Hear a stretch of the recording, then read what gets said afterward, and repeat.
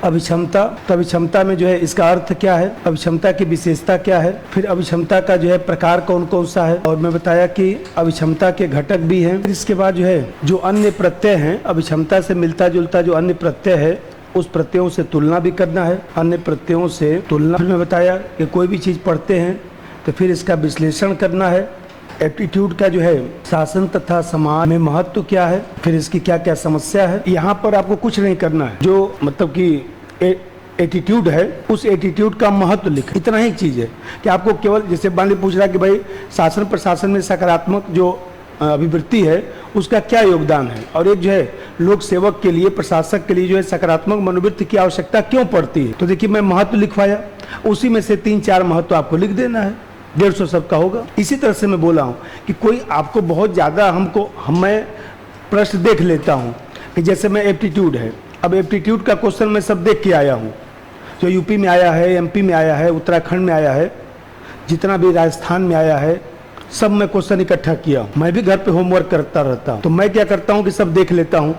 अब क्या है कि जैसे मध्य प्रदेश में आप देखे होंगे कि मध्य प्रदेश और राजस्थान में क्या करता है, यहाँ से क्वेश्चन पूछता है अभिक्षमता और रुचि में अंतर, राजस्थान में आया था पिछली बार।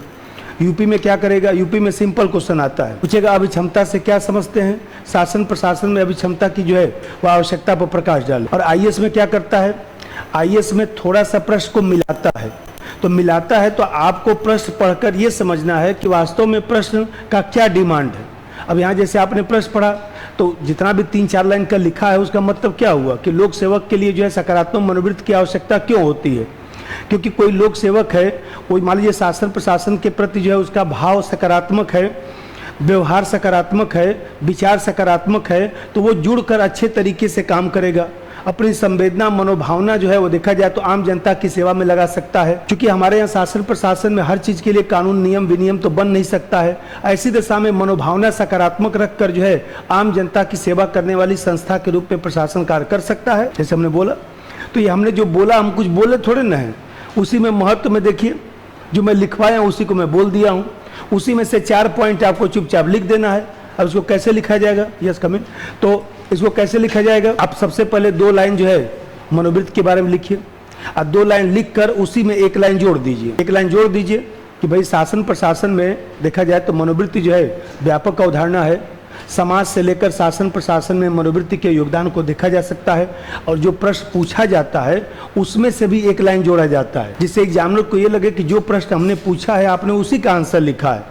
तो जो लिखा है उसी को उतारिए उसमें 2 लाइन कि सकारात्मक मनोवृत्ति जो है वो देखा जाए तो लोक सेवक के लिए आवश्यक शर्त है। इसी को माध्यम बनाकर ही लोक सेवक जो है कल्याणकारी राज्य की जो अवधारणा है, सामाजिक आर्थिक न्याय की जो प्रक्रिया है, उसमें जो है अपने कार्यों को जो है वो देखा जाए तो व्यवहारिक रूप से संपन्न कर सकता है। हमने कुछ नहीं किया, अपने मन से मैं कुछ नहीं लिखा हूँ, उसी प्रश्न में से 2 लाइन लाकर जोड़ा और एटीट्यूड की परिभाषा लिखा, और उसके बाद तुरंत शुरू हो जाना है क्या चाहिए, पॉइंट में, महत्व में 1, 2, 3, 4 लिखना है। और उसके बाद नीचे 2 लाइन में क्या करना है कि कामा लगाकर 1-2 समस्या लिखकर मूल्यांकन कर देना है, बस। अभिक्षमता और अभिरुचि, हाँ एक ही बात, उसी को एप्टीट्यूड कहते हैं। अभिक्षमता या अभिरुचि एक ही बात। अब मनोवृत्ति अलग है, मनोवृत्ति ये अलग है, अभिवृत्ति अलग है। अभिवृत्ति और मनोवृत्ति एक ही बात है। एटीट्यूड क्लियर हुआ, इसीलिए एटीट्यूड जब पढ़ाया था तो एटीट्यूड और एप्टीट्यूड में अंतर करवा दिया था कि दोनों क्लियर हो जाए। पढ़ना है, खूब बेस में मजबूत करना है। कोर्स तो खत्म होगा है, वो तो मेरा जो है कर्तव्य है, आपका अधिकार हो, तो कोर्स तो खत्म होगा, लेकिन कोर्स खत्म होने के बाद कब उसका ये लगे कि नहीं अब कुछ लिखा उखा जाएगा। अन्य प्रत्ययों से तुलना का मतलब कि जैसे मिलता जुलता जो प्रत्यय है उससे हम लोग को तुलना, जैसे मान लीजिए घटक है तो मैं बताया था कि घटक भी पढ़िए और घटकों में संबंध भी पढ़ लीजिए, घटकों में संबंध भी पढ़ लीजिए। कि कभी मान लीजिए प्रश्न घटक यूपी में पूछा भी है, यूपी में इसके पहले पूछा है क्वेश्चन कि एप्टीट्यूड के घटकों का उल्लेख करें, घटकों के आपसी संबंध को निर्धारित करें, ऐसे भी क्वेश्चन पूछता है। कोई चीज पढ़ा करिए, थोड़ा सक्रिय रहा करिए, बड़े भाई होने के नाते बोल रहा हूँ, टीचर होने के नाते नहीं। 10 साल का पेपर सब लोग खरीद के एकदम रखा करिए, और जब टाइम मिले, मान लीजिए 10-5 मिनट मैं लेट ही आता हूँ, जब टाइम मिले ऐसे पलट के देखना चाहिए कि सर ने जो पढ़ाया उस पर कौन कौन सा क्वेश्चन आता है। मोड़ के पेज रखे, आया तुरंत पूछना शुरू कर दिए। हमको बोलने में कितना टाइम लगना है, 2 मिनट बस। ऐसा गुण या योग्यता जिसके माध्यम से व्यक्ति जो है कोई जो है विशेष कार्य कर पाता है, ऐसी व्यक्ति के भीतर योग्यता, क्षमता या शक्ति कह लीजिए, जिसके द्वारा व्यक्ति कोई कौशल अर्जित करके कार्य को बहुत अच्छे तरीके से संपन्न कर लेता है। करने को तो सब लोग कर रहे हैं, जिस कौशल की आवश्यकता पड़ती है उसको जो है अभिक्षमता या अभिरुचि कहा जाता है। विशेषज्ञता जिसके होने पर व्यक्ति जो है किसी विशेष क्षेत्र में बहुत अच्छा कार्य कर लेता, ऐसी विशेषज्ञता या ऐसा कलाकारी जिसके माध्यम से कोई व्यक्ति किसी विशेष क्षेत्र में बहुत अच्छा कार्य कर लेता है, ऐसे गुण को, ऐसी योग्यता को, ऐसी क्षमता को, ऐसी रुचि को, ऐसी विशेषता को एप्टीट्यूड कहते हैं। इसका मतलब जैसे मान लीजिए पढ़ाई तो सब कर, अधिकारी कितने लोग बनते हैं? 2%, ज्यादा 4%। हम ही आपको पढ़ा रहे हैं, लेकिन जब नंबर आएगा तो कोई 100 पाएगा, कोई 110, 105, कोई कुछ, सबका अलग अलग हो जाएगा। वही नोट्स आपको पढ़ाया तो क्यों डिफरेंस हो गया भाई? एक ही उस्ताद जो है सबको गायन सिखाता है, देखिए, लेकिन उसी में कोई जो है देखा जाए संगीत वादक बन जाता है, कोई बहुत बड़ा, देखिए किसी को भारत रत्न भी मिल जाता है, बिस्मिल्लाह खां साहब। लोग ऐसे ही बजा रहे हैं गली में, मान लीजिए, तो हम लोग को सोचना पड़ेगा कि ऐसा कौन सा आफत हो गया कि वो व्यक्ति बहुत अच्छा कर लिया। गायक, जैसे कोई व्यक्ति गायक है, लेकिन सब लोग तो लता मंगेशकर बन नहीं सकते। आखिर लता भाई मान लीजिए आशा भोसले लता मंगेशकर की बहन है, लेकिन उनको तो भारत रत्न नहीं मिला ना, उनको कहाँ मिला? मैं कहाँ कह रहा हूँ कि मैं कह रहा हूँ कि भाई ये बताइए, हमारे नजर में कोई पढ़ने में खराब है? नहीं ना, सब लोग बराबर हैं। लेकिन इसी में से कोई आईएएस बनेगा, कोई हो सकता है कि अंडर 50 भी आए। भाई अंडर 200 इसलिए नहीं कहता हूँ कि ऑलरेडी नहीं, अंडर 50 क्या, 16वें रंग तो मैच का था ही। मान लीजिए कोई हो सकता है कि अंडर 10 आए, 16 रंग तो मैच का था ही, चित्तौड़गढ़ का है। तो मान लीजिए ऐसा कोई व्यक्ति होगा जो 250 में जो है 160 नंबर इथिक्स में लाएगा, हो सकता है कभी।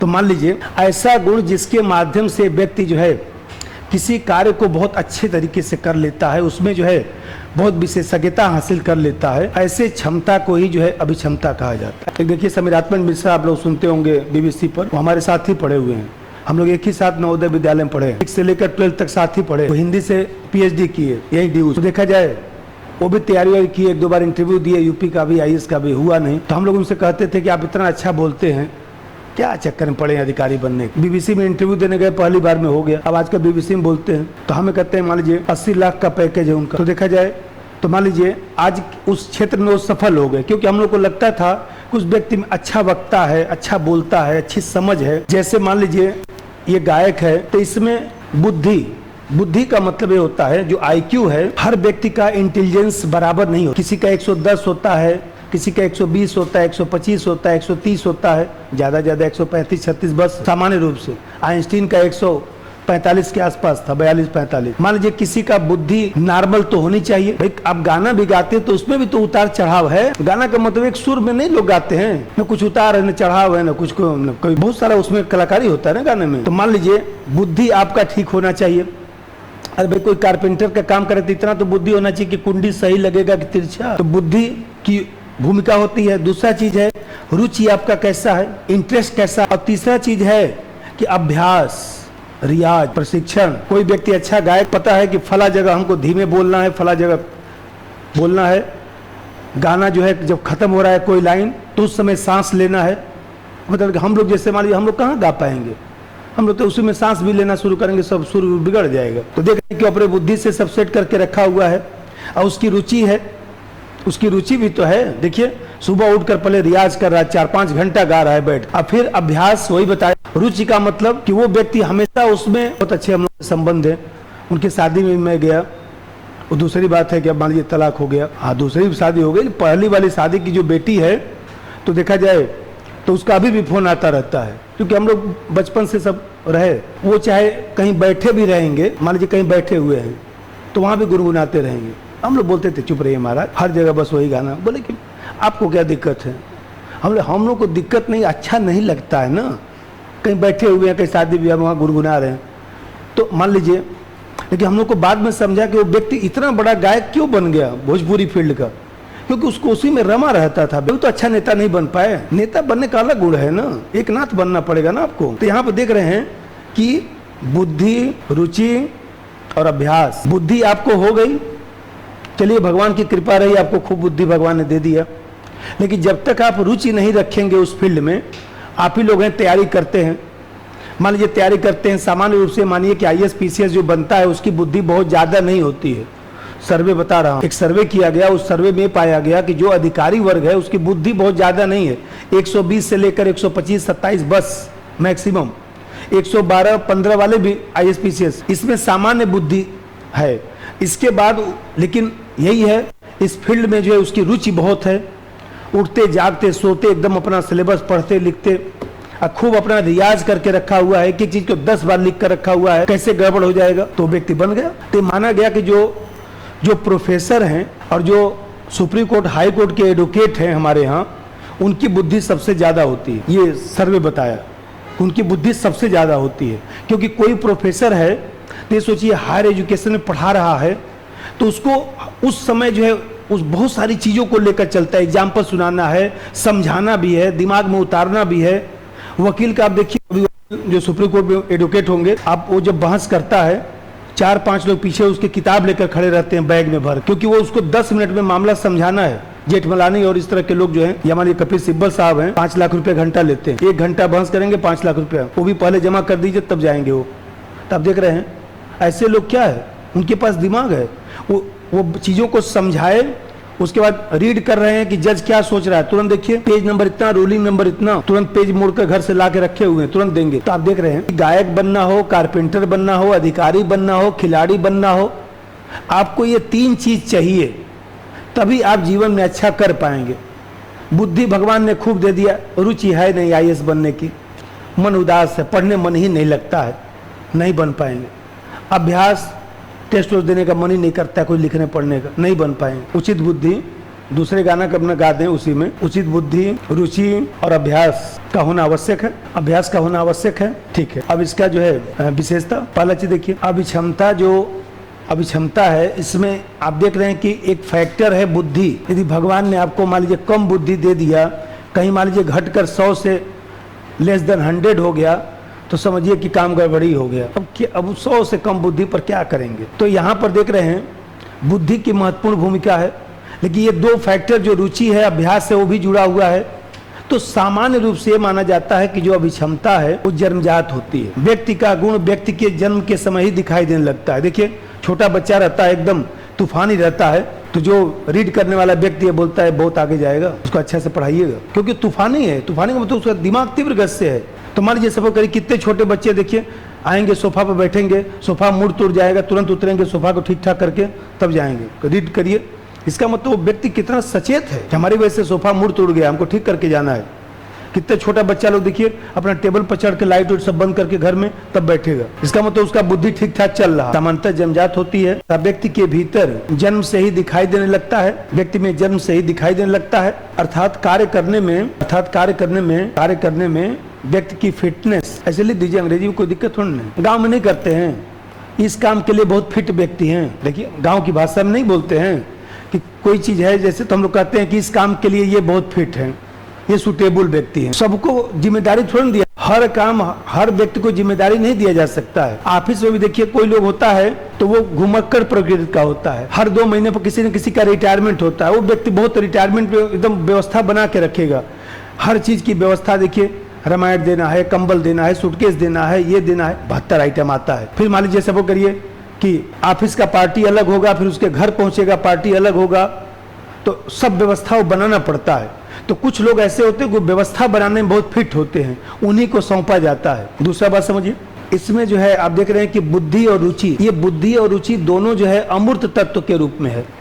अब देख रहे हैं कि अभ्यास तो मूर्त है, दिखाई देता है, लेकिन मैं बताया कि मन ही मन कितने लोग रियाज मार रहे हैं। जैसे अभी मैं बताया कि मन ही मन रियाज चल रहा है, सोए भी हैं तब भी सोच रहे हैं कि इसका आंसर ऐसे लिखा जा सकता है, इस वाले में ऐसे पढ़ दूंगा। इसका मतलब कि सामान्यतः देखा जाए तो अमूर्त योग्यता के रूप में दिखाई देता है, भले ही कुछ उसमें मूर्त तत्व पाया जाता है।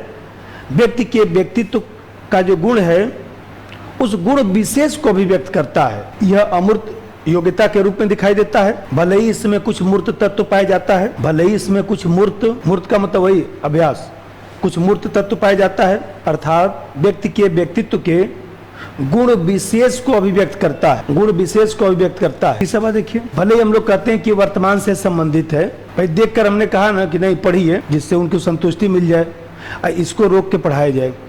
उससे मैं बातचीत किया तो बहुत तेज तरह दिमाग उसका, मैं बोला कि तुम पढ़ोगे? बोला हाँ पढ़ने का मन नहीं, लेकिन पापा ने बोल रहे कि तुम पुलिस में भर्ती हो जाओ। उसके बाद उसको यहीं रोक दिया गया, कमरा वमरा दिलवा दिया गया। साल 1.5 साल पढ़ा, एसडीएम है गोरखपुर में, आजकल एडीएम है। कोई देखिए हमें कहते पढ़ने के लिए, अरे बीए में किस तरह से पढ़ा उससे क्या लेना देना, साल 2 साल रट रटा के काम खत्म कर देना है। बाद में वो अभी तक फोन करता है, कभी कभी यही कहता है कि हमको बनना था अधिकारी, तुम्हें कहाँ पुलिस में भर्ती हो। उसके पिताजी को हम लोग समझाए कि बच्चा लोगों को समझना पड़ता है बच्चा किस लायक है। तो हमें कहते हैं कि यहाँ पर केवल वर्तमान नहीं भविष्य से भी संबंधित है, क्योंकि वर्तमान में देखकर हम लोग बता सकते हैं कि आप करेंगे क्या। भाई आप देखकर बता तो सकते हैं ना, करेंगे क्या।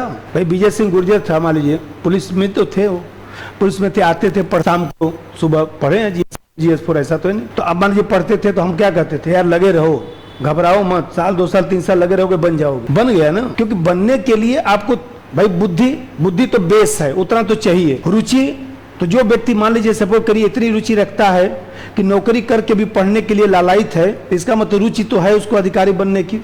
और अभ्यास का मतलब कि 2-4 सैटरडे को देखकर हम लोग समझ जाते हैं कि भाई करेगा क्या। तो मान लीजिए करेगा क्या, तो उससे अभ्यास भी पता चल गया कि क्या कर रहा है, तो इसका मतलब कि भविष्य का निर्धारण कर सकता है। नंबर 3, यह भले ही वर्तमान से संबंधित है लेकिन उसके संबंध में अनुमान लगाया जा सकता है। ये घटक, मान लीजिए हमारा ही बेटा बेटी लोग है, मैं समझ गया कि कौन बेटा कौन बेटी जो है क्या स्थिति है, उसके हिसाब से उनको पढ़ाई लिखाई करना है। क्योंकि मान लीजिए जिसका दिमाग नॉर्मल है तो जबरदस्ती का उनको हम मान लीजिए इंजीनियरिंग का तैयारी कराएं तो कहीं इंजीनियरिंग तो कर लेंगे लेकिन बहुत अच्छा तो कर नहीं पाएंगे, तो होगा क्या फायदा। या तो करना है तो IIT से करिए, अमेरिकन इंस्टीट्यूट ऑफ टेक्नोलॉजी से, या तो फिर जबरदस्ती का BTech का डिग्री लेने से कोई मतलब होता है, मेरा जहाँ तक पर्सनल अपना व्यू है।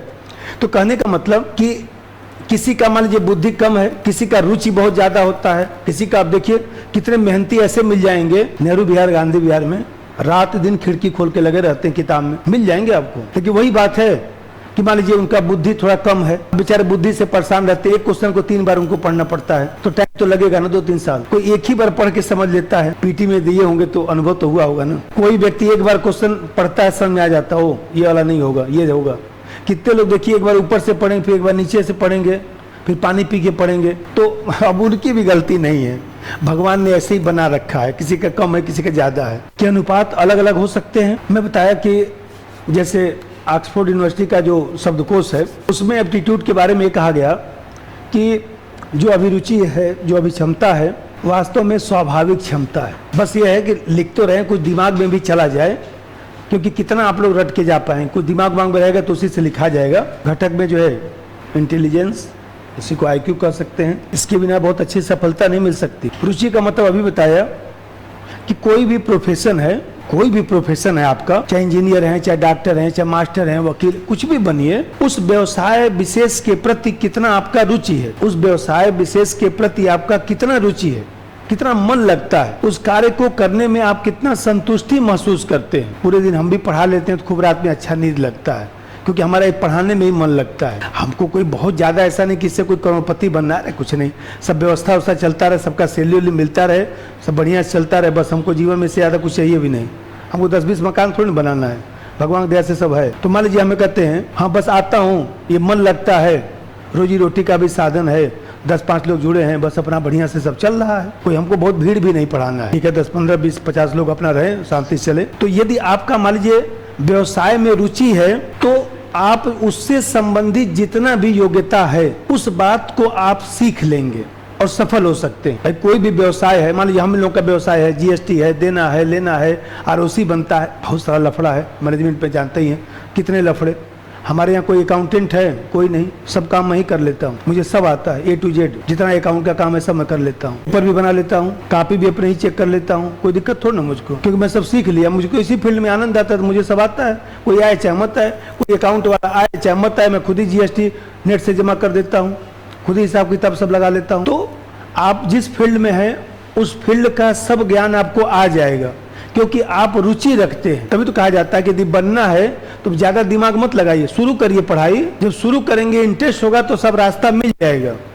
जयपुर जाना है तो पहले बैठ के फोटो मत बनाइए कि किधर किधर से घूम के जाएंगे, जाइए रास्ते में पूछते हुए चले जाइएगा। तो स्वभावतः संबंधित योग्यताओं को सीख लेता है, स्वभावतः संबंधित योग्यताओं को सीख लेता है। भाई जिसको लगन है बनने का, देखिए अंग्रेजी नहीं आ रहा तो अंग्रेजी सीख लेगा, मैथ नहीं आता तो मैथ भी सीख लेगा, रीजनिंग भी सीख लेगा, सब सीख साख के बन उनके काम खत्म। बोले जानते हैं कंप्रिहेंशन आता, बोले वो भी सीख लूंगा, मैथ आता वो सीख लेता हूँ, हमको IAS अधिकारी ही बनना है तो मैं सब सीख लूंगा, जो बाधा है वो उसको ठीक कर लिया जाएगा। जिसको मान लीजिए नहीं बनना उससे बोलेंगे कि मैथ जानते हैं, मैथ में उसको मन नहीं लगता है ना, मैं नहीं, तो मैथ नहीं मन लगता है तो फिर CSET नहीं क्वालिफाई होगा। जानते हैं हमको अंग्रेजी हमारा हाथ तंग है, हाथ तंग है तो फिर मेंस का कॉपी चेक नहीं होगा। ये कौन सा बहाना है कि अंग्रेजी हमारा तंग है? अंग्रेजी तंग है तो सीख लीजिए, अधिकारी बनना तो अधिकारी का गुण आना चाहिए ना, जो मांगता है पहले बनिए, तो बनने के लिए सब आना चाहिए। अब प्रशिक्षण में बताया कि व्यवसाय विशेष के प्रति आपकी रुचि भी है, चलिए सामान्य बुद्धि भी आप रखते हैं,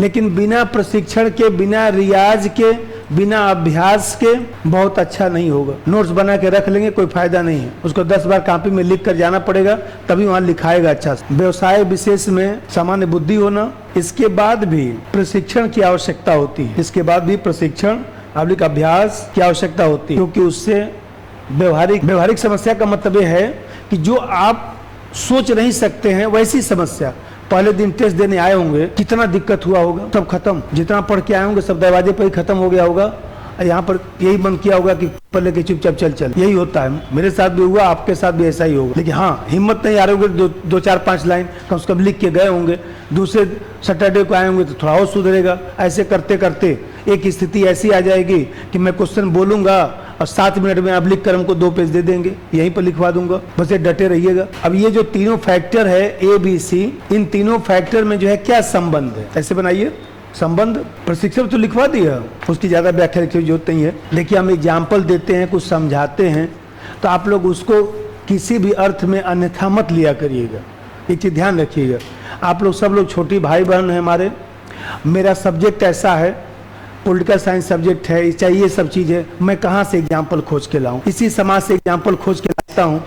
मान लीजिए घर पर भी बोल देता हूँ तो लोग बुरा मान जाते हैं। मैं सुबह उठ के मैं खुद ही चाय बनाता हूँ, हमारी मिसेज चाय नहीं बनाती, मेरी ड्यूटी है।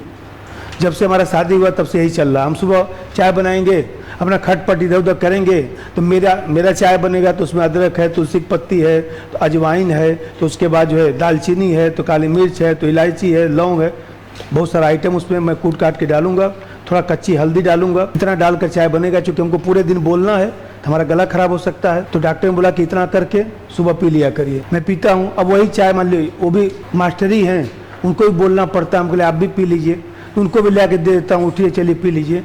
तो मान लीजिए मैं बुरा नहीं मानता हूँ, उसके बाद उनकी ड्यूटी शुरू हो जाती है।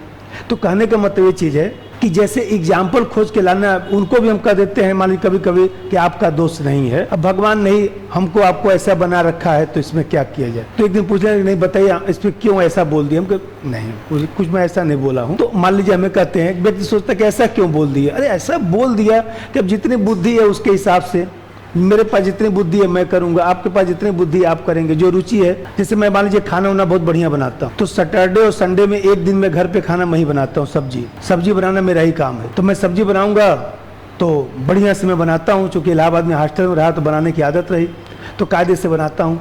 तो अब मान लीजिए हमको अच्छा लगता है, हमारे घर भी कोई आएगा तो बाटी चोखा मैं ही बनाता हूँ। यूट्यूब पर भी देखिएगा, एक बाटी चोखा का जो है वो समीर भाई का एक चैनल है, मतलब कि क्या चैनल का नाम है कुछ ऐसे, तो दी ग्राउंड रिपोर्ट डालेंगे तो बाटी चोखा वाला एक हमारा है, तो उस पर उस दिन आए थे लोग पूरे परिवार सहित, तो मैं छत पर खुद ही बाटी चोखा बनाया। अब गर्मी के दिन में, अभी 15-20 दिन पहले गर्मी के दिन में, उस दिन 45 डिग्री टेम्परेचर था और दिन में 3 बजे बनाया था। तो मेरी आदत है, मुझको अच्छा लगता है।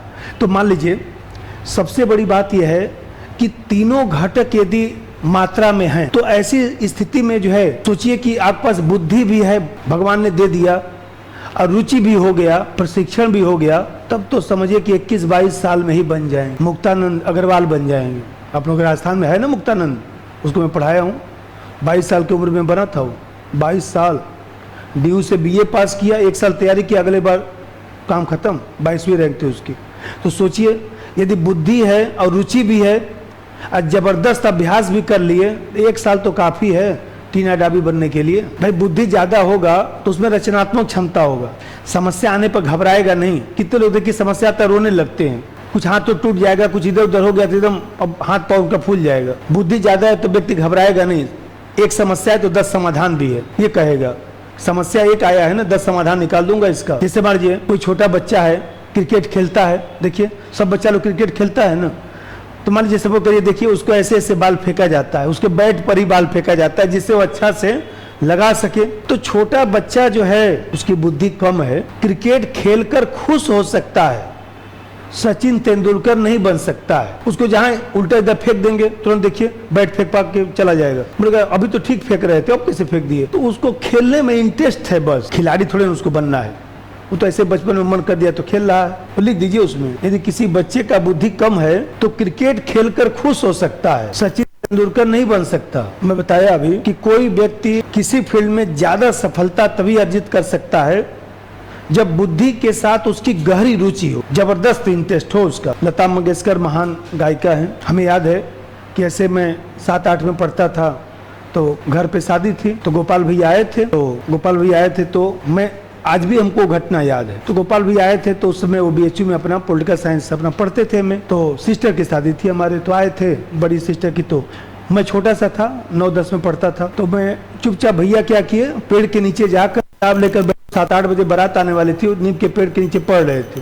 तो मैं ऐसे ही पूछा कि भैया आएगा तो बताना, वहां जाके मैं क्या करूंगा। आज मुझे ध्यान है कि वो व्यक्ति IAS क्यों बना। जिस व्यक्ति की इतनी लगन हो कि बारात में भी जाके पढ़ रहा है पेड़ के नीचे, तो बनेगा ही। हम लोग खोजते हैं बहाना कि न पढ़ने का कोई बहाना निकल जाए, तो बारात में जाके किताब लेके पेड़ के नीचे बैठ के पढ़ना रुचि का ही तो है। तो यदि किसी व्यक्ति की बुद्धि भी है, अब मान लीजिए सपोज करिए गहरी रुचि भी है, तब तो फिर लता मंगेशकर बन के ही छोड़ेगा। नंबर 2, कोई व्यक्ति तभी ज्यादा सफलता अर्जित कर सकता है जब बुद्धि के साथ गहरी रुचि हो, कोई व्यक्ति तभी ज्यादा सफलता अर्जित कर सकता है जब बुद्धि के साथ गहरी रुचि हो। और तीसरा बात देखिए भाई, बुद्धि रुचि आपके पास दोनों बहुत अच्छा है। अब समस्या ये कि अभी मैं बताया कि अभ्यास और प्रशिक्षण भी करना जरूरी है, क्योंकि अभ्यास प्रशिक्षण से ही जो सूक्ष्म गलतियां हैं जो आपको पता नहीं चलता है, आप लिखते हैं तो आपको कहाँ पता चलता है, आप तो भावना में बक के लिख दिए। वो तो मैं पढ़ता हूँ, तीसरा व्यक्ति थर्ड पर्सन हो के तो हमको लगता है नहीं ठीक नहीं है। हमारे कितने लोग का आंसर में काट के देखिए, काट के 0 भी दिया हूँ आपके कॉपी में। बुरा तो आपको बहुत लगा होगा, देख रहे हैं ना, इतना लिखा हूँ अच्छा से 0 नंबर दिए हैं। लेकिन मुझे पता है कि 0 नंबर ही के लायक है, मैं आपको जबरदस्ती का तसल्ली क्यों दिला दूँ। 2 नंबर लायक है तो 2 ही नंबर दूंगा, क्योंकि जब आप लिखेंगे तब आपको पता चलता है कि ये लाइन हमको यहाँ नहीं लिखना चाहिए था, मूल्यांकन में लिखना चाहिए था। ये लाइन जो है देखा जाए तो महत्व में चलना चाहिए था, समस्या में नहीं चलना चाहिए था। ये आपको लिखने से, अभ्यास करने से आएगा। इसलिए अभ्यास की आवश्यकता पड़ती है, क्योंकि सूक्ष्म गलतियां अभ्यास से ही दूर हो सकती हैं, मेरे सिखाने से कुछ नहीं हो सकता है। नंबर 3, अब इसमें पहले घटकों में अंतर कर लीजिए, तब प्रकार बताता हूं और कॉन्सेप्ट क्लियर हो जाए।